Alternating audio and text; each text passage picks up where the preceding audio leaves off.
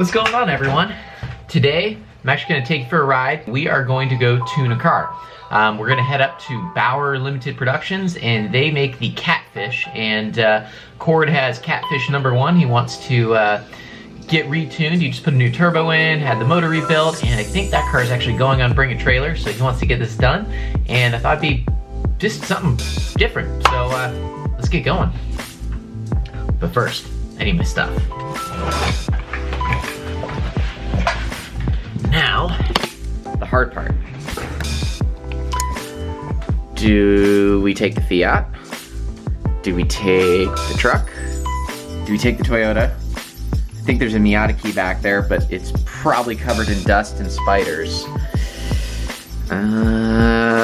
First world problems. We're gonna take the wife's car. Sorry, honey. I'll put gas in it. I think the cat wants to go too. Oh, come here. All right. See you later, kitty. Bye, Ivy. Stay out of trouble, okay? Ivy, you can't follow me, okay? Get out of here.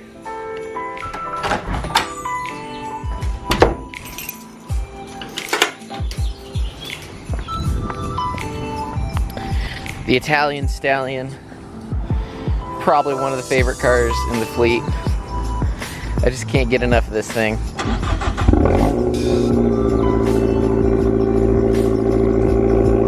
Now the most important part when you get in this car, sport mode.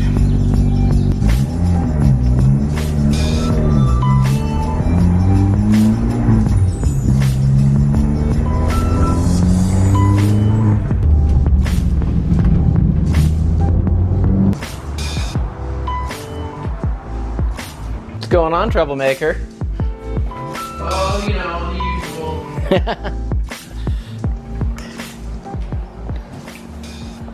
How are you? I'm doing great. Good to see you. Yeah, good to see you too. This is the other troublemaker. Yeah, Lemon's car. Doing a little video today. We're gonna make this proper, you know? Say again? So we're doing a little video today. We'll make this proper. You're not videoing now, are you? I am. Oh, good lord. Yeah, sorry. Your beautiful mug.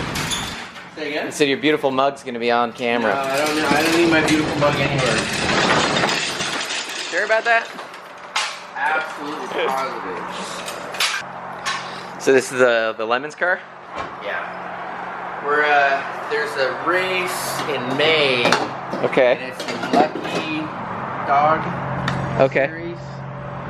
And I think it's a better series. Yeah. And I think the drivers are better. And this is what happened at the Lemons race. Oh, you don't want to do chariot spokes, huh? No. Didn't work out well.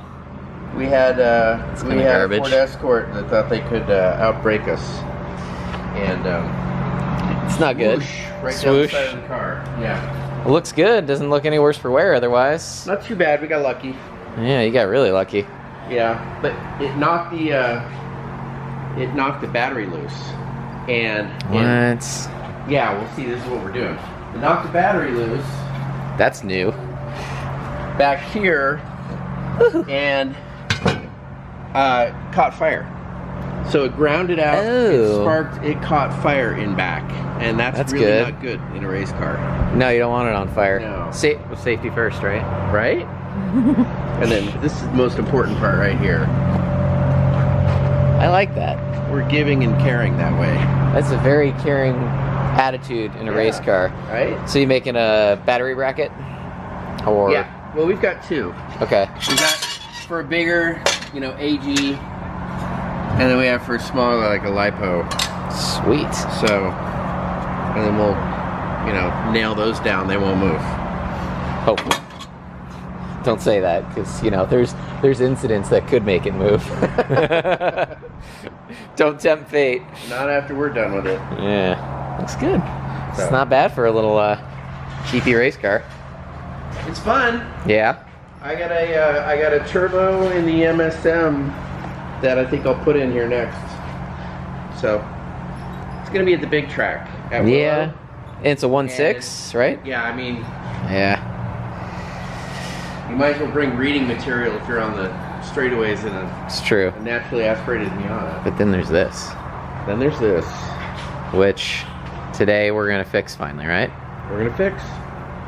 This one's got that GTX turbo in it. Let's pop the hood real quick. It's fast. It is fast.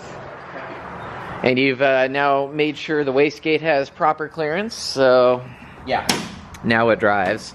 It's functioning better. So the last time I was here, the wastegate was not opening all the way and it was boosting to infinity, which was really fast, but for a motor with a stock block, not the best option.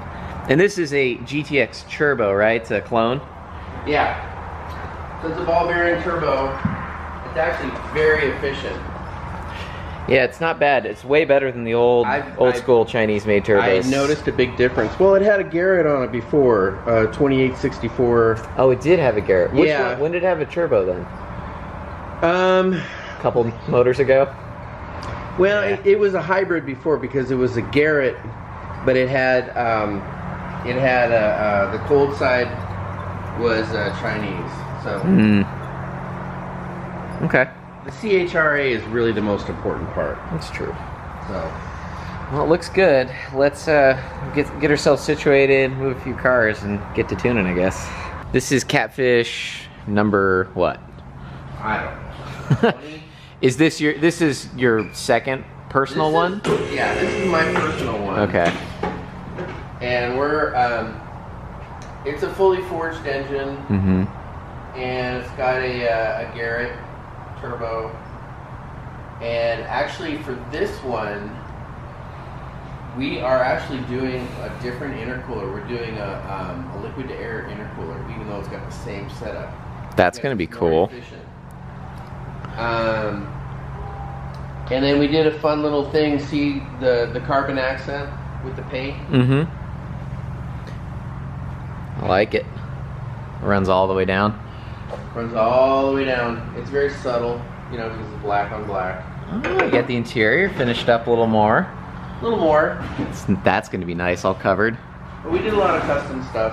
I mean, this is the garage star stuff. We've got the long exhaust header. Who does the radiator? Is that The radiator. This is custom. I don't even know whose radiator this is anymore. But I mean, we completely re-welded it anyway. Well, yeah, because you have a surge tank. Not a surge tank. What's it called? Swirl pot. Swirl pot. Thank you. So basically, the hot water from the engine comes in here, comes in at an angle, and it spins. And as it spins, it goes down, and all the bubbles go to the center and then up. And then what you get coming out here is no air. And it goes straight down, and it goes through the system again. Because the radiator's not the highest, the neck isn't the highest point anymore, right? This is the highest point right here, and, right? Which is really nice. And we've done some other things. I mean, we have our own fuel rail. We have our own. What is this thing? Fuel pressure regulator. Yeah. Fuel pressure regulator (FPR). We have the skunk. We have the extra large skunk throttle body that we still need to Loctite. And make sure you reinforce this wonderful bracket here. Yeah, it's all on the list. It's a bunch of little teeny tiny things. There's a guy that makes a CNC bracket now. I may have to get that. We have we've got the Chevy plugs, and the are those MagnaCore wires? They look like it. They're good. Yeah, they're the MagnaCore. They're good. See this intake manifold or exhaust manifold down there. Bundle of snakes. Bundle of snakes. And it's supported, so it's got a little bridge on the top, you know, to protect it against vibration. And for those who don't know, give me like the 30-second elevator pitch on the Catfish. Catfish is a tube frame car based on the Miata geometry, so it's got the Miata suspension, and it's got the same 89.2 wheelbase, except this one, when it's full of fuel, will be about 1,750 pounds compared to 22, 23, 2,400, and it's a much stiffer frame. And yeah, as evidenced in here, we got all sorts of stuff going on, triangulation, and it's Drives a bit better than a floppy Miata, that's for sure. It drives better, and the whole idea is if it doesn't make it go, stop, or turn, it shouldn't be on the car. So it's supposed to connect you with the driving experience. No power steering, no power brakes, no ABS, none of that. It's whatever happens with the car, you feel it, and you're supposed to want to. And the coefficient, or the drag coefficient, I should say, is significantly better than a Miata. These are far more aerodynamic. Flat bottoms, right? It's a flat bottom. We're actually generating downforce. It's got the same CD as a Miata. Well, it's got a little bit better CD than the Miata, but that's including the much wider tires. Right. Which makes a big difference. There's a lot of drag there. But we're getting active downforce with the car, the way it sits right now, which is good. That's a very good thing. If you have if you have no windshield and you have the tonneau on the passenger side, it's far better. Oh yeah, and you have on Whiskers over here, right? So Whiskers is number 1.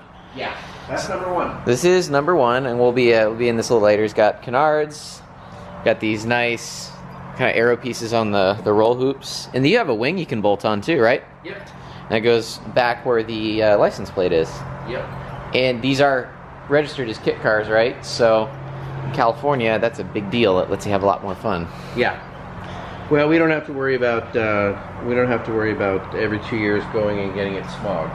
Yes. Which is nice. So you can put any engine in here that you want. Anything that go in a Miata would fit in here, right? I mean, subframe wise. Well, when you consider that the car is so much lighter, and everything in the engine and the drivetrain is stressed less because it's lighter. Yep.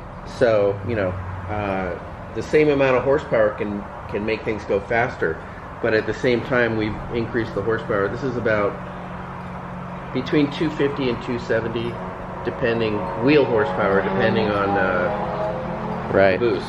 And we'll see how it does today. We're not blowing it up today. That's the goal, right? Please no. Yeah, that's not the goal. All right, let's hop in it and get to this. Sounds good. Okay, so I've already been up here a couple times actually getting this ready, and the biggest thing is we had that boost control issue. So we actually turned the boost controller off. So just a little bit of methodology for how I do this. We're gonna go out with the boost controller turned off. We're gonna go drive it and just do some polls on the freeway, see what the car does, how much boost it's making, and from there we'll turn the boost controller on and set it up. Cord wants about 14 pounds of boost.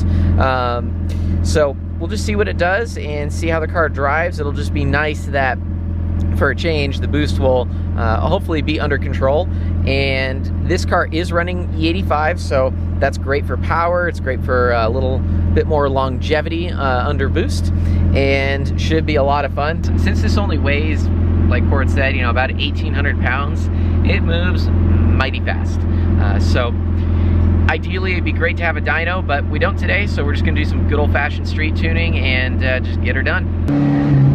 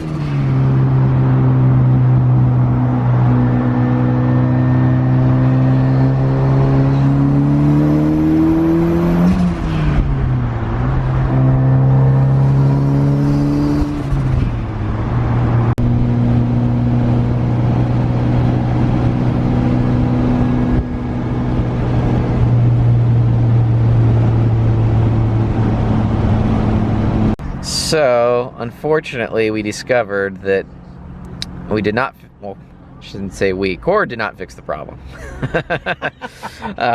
The car is now making somewhat more controlled boost, but we're now seeing about 16 pounds of boost as it creeps up towards red line, and that's with the boost controller completely off. And that's a bit of a problem for a Miata motor with stock rods. So that means back to the drawing board and maybe putting the old turbo on, but we're gonna grab lunch and then bang our heads against the wall until we come up with a better idea.